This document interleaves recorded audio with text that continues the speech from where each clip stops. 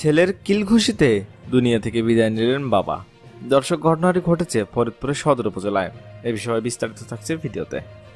ফরিদপুরের সদর উপজেলায় তুচ্ছ ঘটনা নিয়ে মানসিক ভারসাম্যহীন ছেলের কিলঘুষিতে বাবা মারা গেছে। রোববার সন্ধ্যা 6:30টার দিকে উপজেলার ভিটখালী ইউনিয়নের রাজারপাড় গ্রামে এই ঘটনা ঘটে। স্থানীয় ও পুলিশ সূত্র থেকে জানা গেছে, সন্ধ্যার দিকে ঘরের বারান্দায় বসেছিল ওহাব মোল্লা। এ সময় তার মানসিক ভারসাম্যহীন ছেলে জাহিদ মোল্লা ঘরের বিদ্যুতের কাজ করতে যায়। এ সময় জাহিদ মোল্লাকে তার বাবা ওহাব মোল্লা বলেন, তুই কি বিদ্যুতের কাজ জানিস যে এটা করবি? এ কথা নিয়ে ছেলে বাবার মধ্যে কথা কাটাকাটি হয়। এক পর্যায়ে ছেলে জাহিদ মোল্লা তার বাবা ওহাব মোল্লাকে এলোপাতাড়ি মাথায় ও মুখে কিলঘুষি মারে। ছেলের হামলায় গুরুতর আহত হন জাহিদ মোল্লা।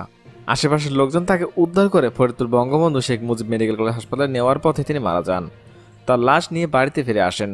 খবর পেয়ে পুলিশ ঘটনাস্থলে পৌঁছে লাশ উদ্ধার করে থানায় নিয়ে আসে। এ বিষয়ে সদরপুর থানার ভারপ্রাপ্ত কর্মকর্তা মোহাম্মদ মামুন আল রশিদ বলেন, খবর পেয়ে ঘটনাস্থল থেকে লাশ উদ্ধার করা হয়েছে। এই বিষয়ে পুলিশ কাজ করছে, তবে অভিযুক্ত ওই যুবক মানসিকভাবে ভারসাম্যহীন। তাকে থানায় আটক করা হয়েছে।